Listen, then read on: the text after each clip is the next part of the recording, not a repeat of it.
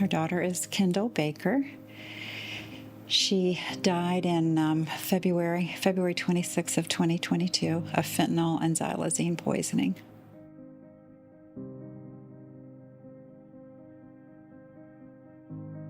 Hopefully the story will helps, make it so that somebody else doesn't suffer the same fate that she did, or our family won't have to go through what we had to go through.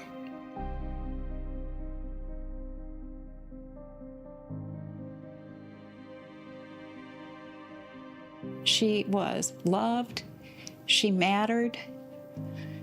She was smart. She had so much to give. She loved animals. She was really a wonderful, wonderful daughter that had a problem, and nobody cared.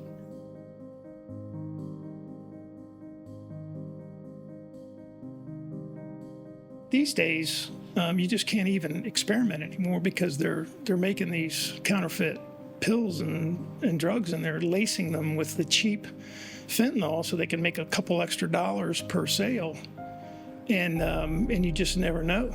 So it's a little scary time, I think, for kids these days. Some of the things I did when I was younger, could be pretty deadly now, and I didn't think twice about it back then.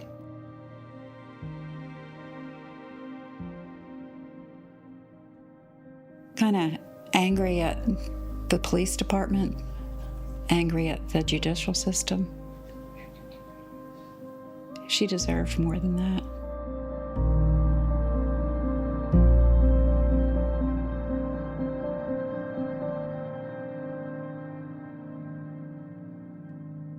Kendall was born in 1989, and she was born with a birth defect. She had microphthalmia, so she only had one eye, one working eye. The other eye was small. And of course, we were concerned about her and had lots of feelings of guilt and what could we have done different. But she just exceeded every expectation we ever had for her. We got her an eye when she was a couple months old, and the eyes grew with Kendall. She was loved by the neighborhood kids and her brother, and she went to elementary school and was a great kid. She did brownies and soccer, and she was a really good basketball player, and she was in gymnastics, and she was an Indian princess. She could shoot a gun, and she could shoot a bow and arrow, and all these things that we thought might be difficult with vision and only one eye. She just proved us wrong, and she did everything great. She was a great student. She was a really wonderful little girl. She was funny. She could really hold her own with her brother, and she was well loved. We have a big family on both sides, and so she had lots of resources, and we really loved her. Kendall went to middle school, and that's when the wheels kind of fell off. She had some surgery on her eye, and she went back to school, and she was teased, and she didn't tell me that she was having this struggle until much later. And I think that's really when things started going kind of sideways. She was a great kid. She got along. She had a lot of friends. She got along with everyone. She was good at sports. She was smart. Just pretty average. We had a pretty good household. A lot of laughter, a lot of fun, a lot of vacations. Growing up, it was pretty normal till she got into middle school, high school, and she was born with the microphthalmia, and I think she got a little teasing from that, and it bothered her more than she let on. She tried to be strong with it, but I think it really bothered her. And but we didn't worry about it too much because I always looked around and saw that she had a ton of great friends, and she was very involved in everything. I always coached her basketball team and was very involved with Indian princesses, and her mother was, the brownie leader and those kinds of things. So we were very close and very in touch with her. So, we didn't really think a whole lot was going on until she got into high school, and we started seeing some signs of the eating disorder that I think she was using to cope with her stress and anxiety. She began using eating disorder behaviors to cope, and we found that out, from the school guidance office. And so we had her in counseling through middle school, and then we thought she was doing much better, and she went to high school, and she was a great student. She graduated with over a 4.0, and we never had to be on her case about anything. So she only got in trouble once. But she was a really great kid. And we thought when she went off to college, we thought, okay, the worst is behind us. She went to Virginia Tech, which my husband and I both graduated from Tech. And so we were excited about that. And her first year was great. Her second year, she moved into an apartment with some friends, and she had to drop out due to her eating disorder, so it was still active. And in my ignorance, I was, hurry, let's get back to school. So she dropped out in October and did not finish that semester, and then she went back the very next semester and did finish. She was date raped that spring, and we did not find that out until much later, so that was very difficult. So she went back the next year, and she could not stay. So she was in and out of recovery for eating disorder for a couple of years, and she eventually did graduate from college. She got a double major in psychology and criminal justice. Some other things happened, and started a series of about 10 years worth of sending her to recovery centers and rehab centers around the country. She must have been in about 8 to 10 of them.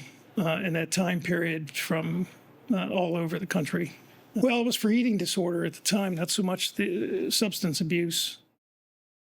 And so we would send her off to a rehab center, and she'd be there for a few weeks to a few months. And then they would, and she would get healthy basically there when she's being observed and supervised 24/7. And then she'd come home, and there was really no good follow-up. She'd go see a therapist and a psychiatrist, but there really wasn't real good follow-up. And then over time, she would end up slipping back into her old habits again. Something would happen, and boom, then it would get off the rails, and we'd have to send her to another rehab center. And we kept trying different ones, and some of them were horrible. I mean, just absolutely horrible. And unfortunately, we went to some good places, and but more often than not, came back really disappointed in what they were doing and some of the things they were filling her head with. And we did find out, though, that a hospital setting seemed to be better than these country club rehab centers, and we sent her to both. I don't know whether it's right for everybody or not, but it seemed to work for her a lot better. So anyway, if the one thing I learned was if someone has to go into rehab for any kind of addiction, I think the follow-up care is almost as important as the rehab. The rehab, you got to get clean, you got to get back on the right track. But then you really need a lot of work. That's where the work starts, and you really need a lot of work to stay on the rails and keep things going. So that's probably one lesson that I learned. She had a seizure at my niece's wedding. She helped my niece that day, and she was like a runner, and she was very pleased that she was able to help. And it was a very hot day, and she had a seizure. And so the emergency came, and I rode in the rescue squad. My husband followed, and she came to after a little bit, and so we kind of put that in our back pocket and started asking questions about, could this have been Xanax related? And no, it couldn't be, because she didn't have access to enough Xanax. But then we found out that she had found a very creative way to get some Xanax. So the seizure was a result of the Xanax withdrawal. She had run out. So then we put her in facilities for substance use disorder. And she was in and out of some of those. She did some hospital stays. She did some sober living homes. She was here at McShin. And then she came home, and I think she was just such a good kid, and we loved her so much that we missed some of the signs.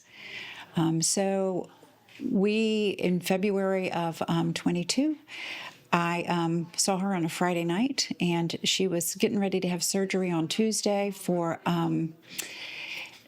she had terrible endometriosis, and she was getting ready to have, I think it was her probably fourth or fifth surgery for endometriosis.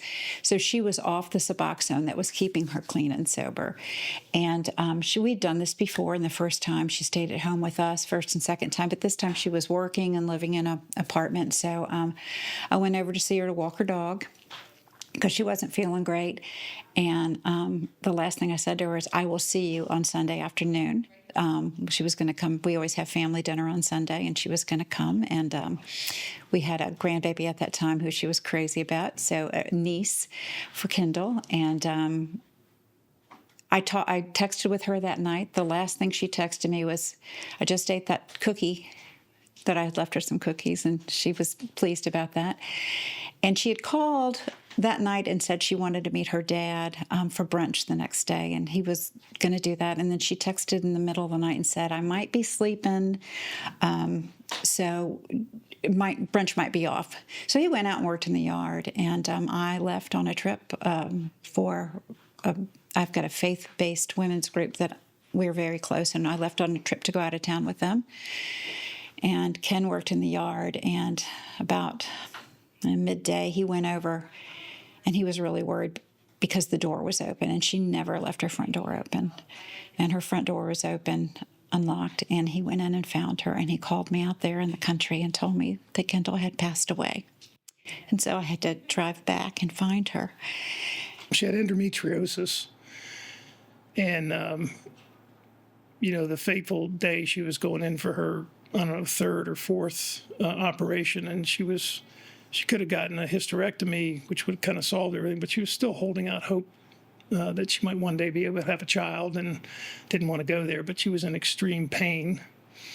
And, and I think she called a friend of hers that was a dealer, and ended up getting,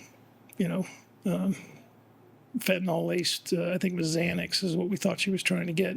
Fentanyl and xylazine laced pill for him, and, she never woke up. Somewhere around noon, 1 o'clock, I started trying to call her. No answer. Called again, no answer. Finally, the phone went straight to voicemail, which kind of meant her battery had died on the phone. So I said, all right, that's it. And so I got in the car and I drove over to her apartment. It's about 25 minutes away from the house. When I got there, the door was unlocked, and I knew something was immediately wrong, because one thing she was very good about was locking up. And so I knew something was wrong, and I went upstairs and found her. She was doubled over on the floor, and she had been gone for quite some time.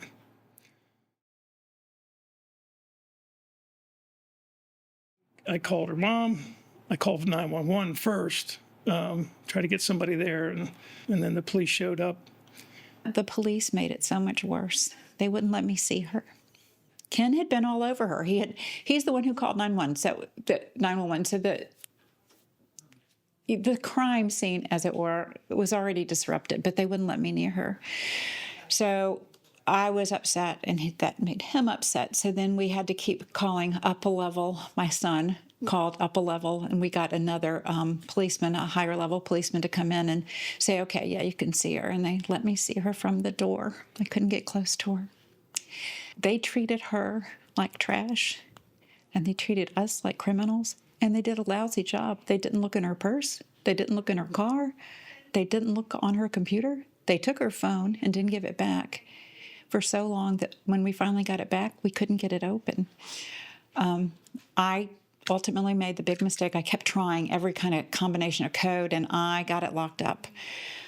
But later we were told that if we had an attorney do a court order, we could have gotten into her phone. I mean, the phone was on our plan. What we could do, however, was we could access her phone records, not her texting, but we could see the calls. And we know who she called 5 times that night, a dealer. I know his name. And we told them this, and they went and talked to him, or they called him. I think they probably went to talk to him, and they said that he said, yeah, I know her, but I haven't seen her in a couple of months. And so they dropped it. They had 5 calls between the two of them that night. He's a dealer. She died of a illicit pill. They didn't look into it. I went over and looked for Ring cameras and stuff, and I'm thinking there's got to be a traffic signal camera. There's got to be some kind of trace. They didn't care. They were too busy. So about a year later, my son texted me and said, this guy is back in jail. And so we went to every court case for him, and it kept getting kicked down the road. He was arrested for possession, manufacturing of a Schedule I and II substance, and intent to distribute. He fled the police. He got off. We went to every single court date. He got off with 8 years probation. So he never faced the music for our daughter. And then when he did get caught red-handed, the court let him off. So the police didn't care, and the court didn't care. He was manufacturing with the intent to distribute. That's what he got caught doing in a parking lot. I think it was of a Walmart. He was meeting somebody, and a cop noticed some suspicious behavior. And when he confronted him, he took off. So he chased him down and tackled the guy and arrested him. And they went there and did a search warrant, and they found the pill press. And so he was there making fake Xanax pills, which is what our daughter died of. And he was substituting fentanyl in there to get the high because it's cheaper than the other stuff that is Xanax, you know. So for an extra few bucks, you know, he was playing chemist. And, you know, who knows how many other people died because of what he did that he didn't get caught. You know, we had some records, and we had known this guy before. We'd heard talk about him before. As a matter of fact, when we said something to her therapist, who, by the way, I wasn't real crazy about, but I won't mention any names, she said, "Oh, he's bad news." So my daughter had talked to her therapist about him. And, you know, so this guy should have been off the street long before he was. And, you know, while I do hope he has his life turned around, it doesn't help anybody for somebody who's in jail and just wasting a life away if they can get their stuff turned around. But, you know, he only turned it around because he was facing some serious stuff. So is the way I look at it. He had somebody from church come and show up and say that he had turned his life around, but then they were able to show that actually they had been out of touch for a long time. So I don't know how he knows he got his life turned around, but the mother of his baby was there. The baby was in court. To me, it felt like a pawn, but the baby was there in court. Baby was about maybe 5 or 6 months old, and his employer was there saying, you know, he was doing a good job, so he got 8 years probation. And this wasn't the first or second offense. This guy was known. The policeman, the arresting officer, was there, and he tracked us down in the parking lot and said, "Hey, I'm so sorry it turned out this way." And then he actually emailed us. He's a good guy, and he was like, "Yeah, I can't believe that it didn't go down differently today in court." And it's got to be frustrating for them when they make the arrest. So you've got the ones that won't make the arrest, and then you've got the ones that will. But then when there's no justice, when nothing happens because I don't know why the judge did that, but I do know probably that the attorney probably kept kicking it down the road till he got the judge that he wanted. And this court case is after Virginia just made it a felony to have a pill press in your possession. And he got let off with parole. Well, the most important lesson, I think, and one that still people don't know, is you cannot take anything off the street. It's not like it was when we were kids and you could take a pill and you knew that that's what it was. This pill press, this illicit fentanyl and this xylazine, it changes everything. So I support a recovery program here in town, and I tell the women every chance I get, you can't, if you backslide, if you have a relapse, you cannot take a pill. You just can't, because you don't know what you're getting. Kendall would have never taken illicit fentanyl and xylazine. So the takeaways, we have to keep spreading the word. We have to let people know.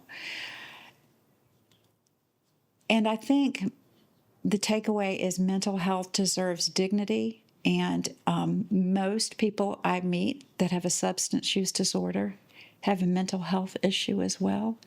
And we're not doing a good job taking care of that. It's stigmatized.